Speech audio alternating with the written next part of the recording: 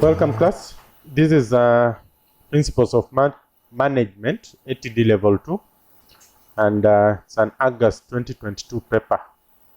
So we'll go through question 1 of this question paper. So question 1A.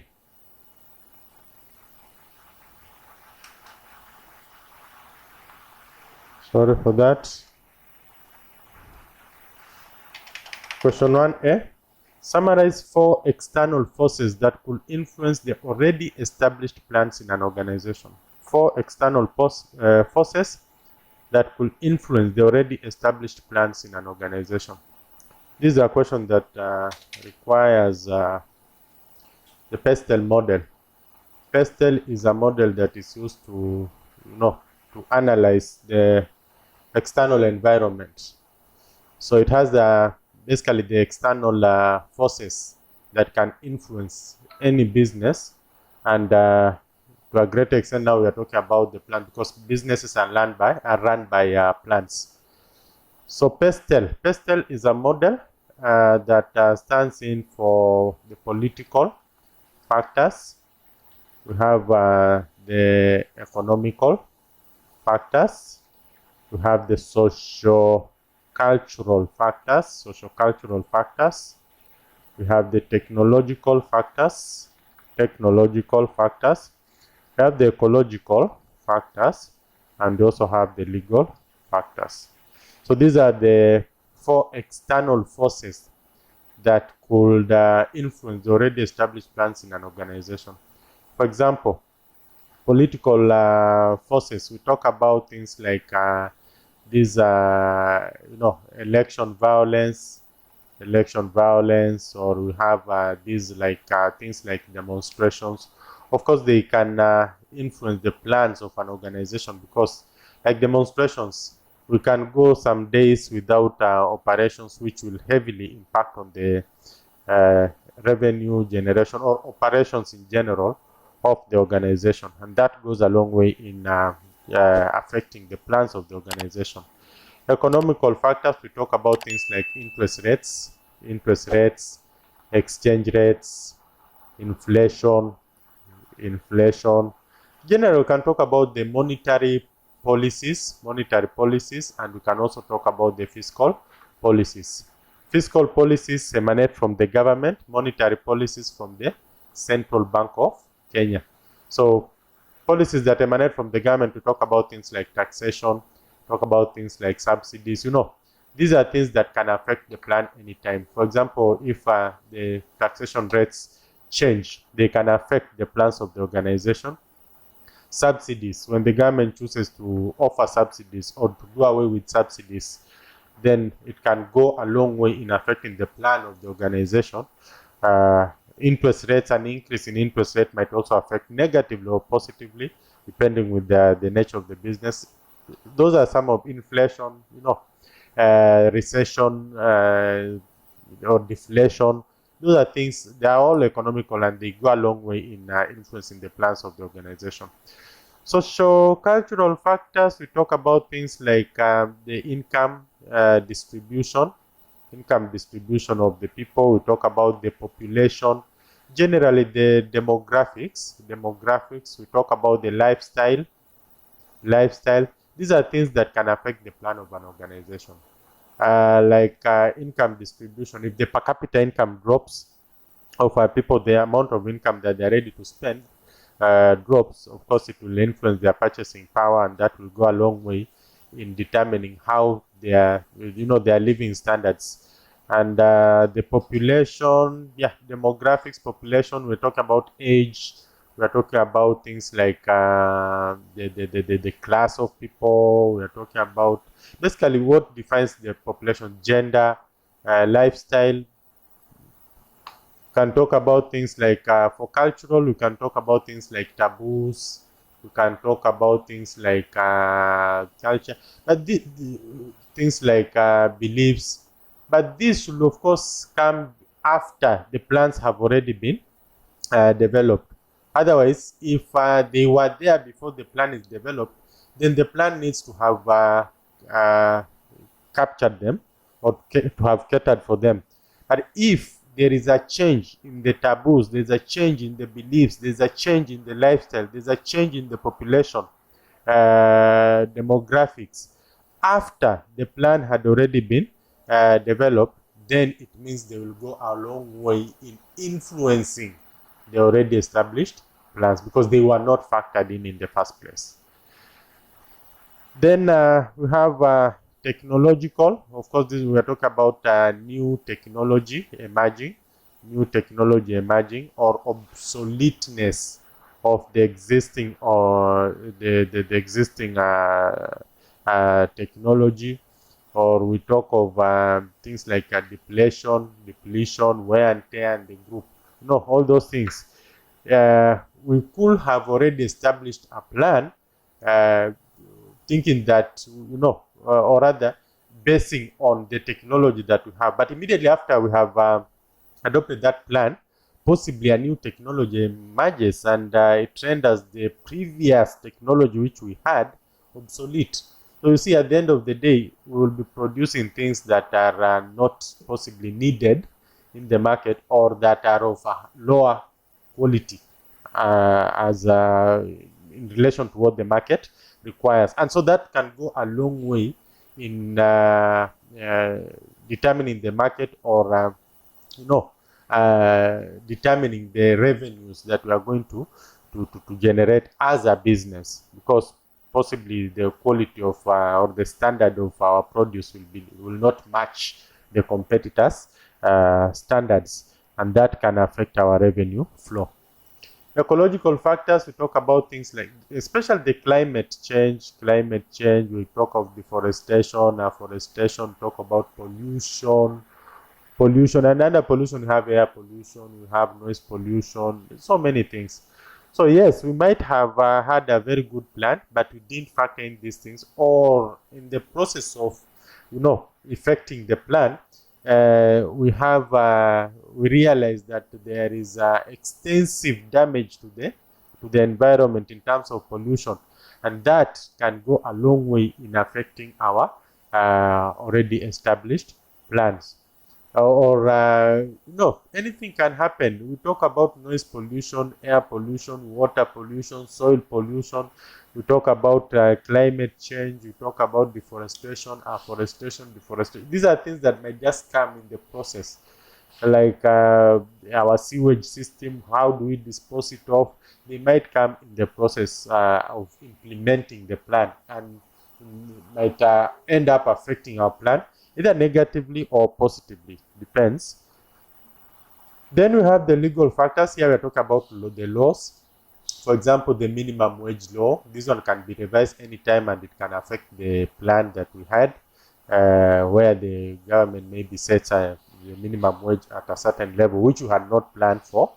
We talk about vehicle emission laws. We talk about copyrights. We talk about patents. We talk about copyrights, trademarks, and the group. All these are some of the things that can affect the plans that we had, especially when there is a change in law at any given point in time in the country that you are operating in. So that will help you answer that question, and you should be able to get any 4 points well explained. Should be able to give you the, actually it's supposed to be 8 marks if you explain them, but let's just work with that. Then we have part B of the question: discuss 4 criticisms against the human relations approach to management. Now, human relations approach, this is the work of Professor Elton Mayo, and is considered as the father of human resource management, because of the so many principles that he came up with that favor the employees. And he basically did his studies from the common Hawthorne studies, commonly referred to as the Hawthorne studies, where he did some experiments, and it is those experiments which were basically done on groups that helped this man come up with the principles which define the human relation management. And majorly it is about uplifting, actually acknowledging that human resources is a very important organ in an organization, and he says that productivity majorly depends on how we treat the employees. If they are satisfied, the welfare, the working conditions, their productivity is likely to increase. That's the whole thing about human relations, and it brought about a lot of these motivation things, and basically taking good care of the employees in return for high productivity levels. Now, this question is asking for the criticisms against the human relations approach to management. Now, one of the criticisms is that as much as he conducted some experiments, the experiments were not objective. They were not objective. They were not scientific in nature. He came up with subjective kind of conclusions, because it was just some inference that he was drawing from an objective kind of scientific decision is based on facts. And for him, he just worked with a group, and this group, he put a control group on one side and then the other group on the other side, and from that he drew some conclusions, which to most of the critics feel that was so much of subjective and not objective. Objective means this step-by-step way of arriving at this. There's a formula, it can be supported by facts, So for him, he just drew the conclusion because he tried to compare the performance of one group, or the productivity of one group against the productivity of the other group. And from the simple experiments that he carried out, like, just the lighting system, and, he drew up the conclusion from that. Most of the critics have said that was more of a subjective, the way of making conclusions, as opposed to objective way of making conclusions. So we can say that it lacks the objectivity. And then we also talk of concentrated so much. Actually, he was biased on employees, concentrated on employees. He was biased on employees. He didn't look at the work itself. He doesn't have any input on the work. He doesn't have any input on administration. Instead, he has focused so much of his effort on the employees, the ones who do the work. What about the administration? What about the work itself? The work itself is also very important. So he didn't put really a lot of focus on this, and that comes in as one of the criticisms, where he concentrated on the employees, and specifically on the social psychological features of the employees. And this ended up with a lot of motivation theories, which of course is good, but that biasness was so much shouting. Then the other thing is that he assumed, now this is a premise, he assumed that satisfied workers will always be productive, which is not necessarily the case. So this is one of the assumptions which forms a pillar of his study, that because he majorly works on satisfying the workers, and he believes that when workers are satisfied and happy, they will be productive. But the point here is that it's not necessarily true that satisfied workers will always be productive. Productivity has a lot of things in play, including the nature of work itself. The nature of work itself determines the tools that we are going to use. Also determine, there are quite a number of things that, and I think we'll be talking about some of these things as we move on. So, assuming that satisfied workers will generally be productive, I think that was an assumption that was taken to a very high, to another level. Then the other criticism was that as much as there were some experiments which were involved, it was more of a theoretical. It was more of a theoretical as opposed to scientific. It and I think we have said this one here, but let me twist it a bit. It was more of theoretical because he ended up working with groups and came up with inferences on the group, and not necessarily, not necessarily individuals, but in a normal work organization, it's individuals who make up a group. So at least if we were to get the real stuff, we possibly will have a thought of dealing with the individuals as opposed just to groups. So that makes it a lot of just book work as opposed to being practical.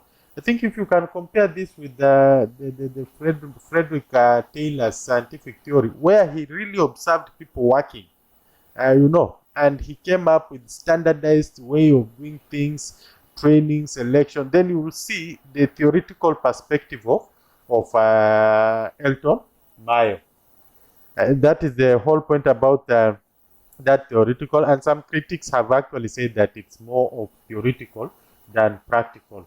Then the other thing is that I think this one should come here, that it has failed to acknowledge that there are so many other factors that determine productivity.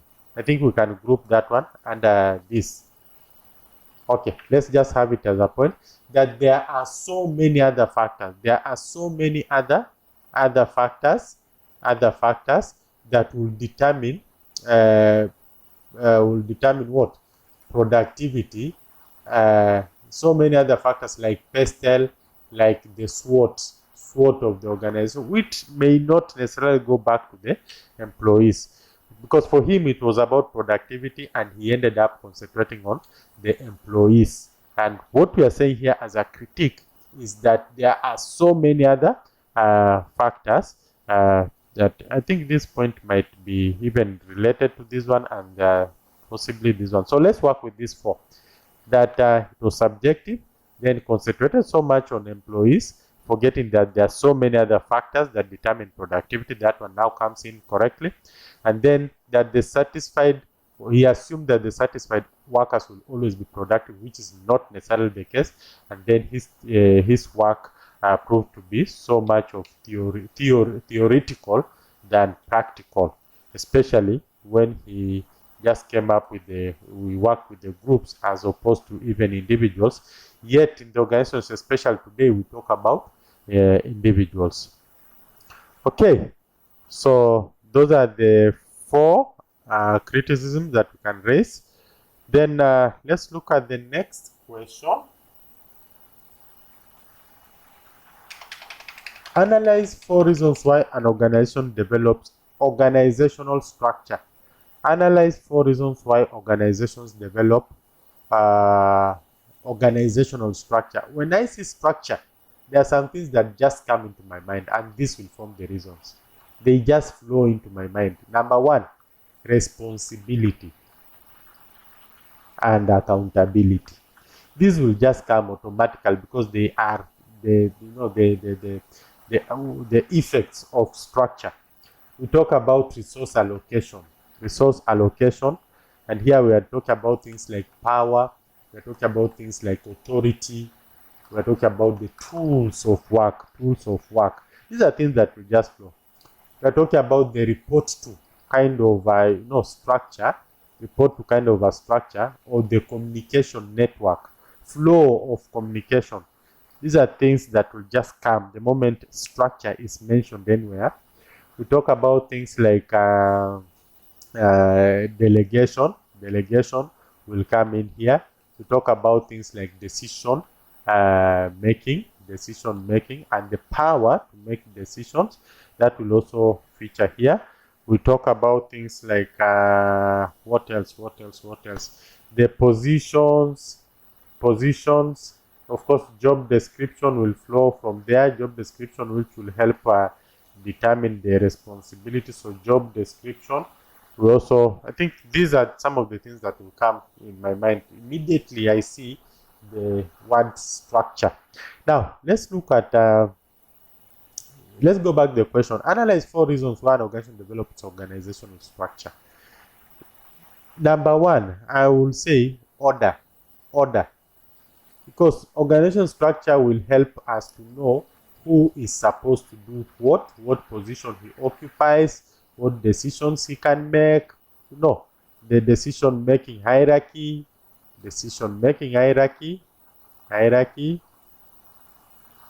what responsibility. It helps to assign responsibilities, and responsibilities will go with accountability. So it brings about the element of answerability.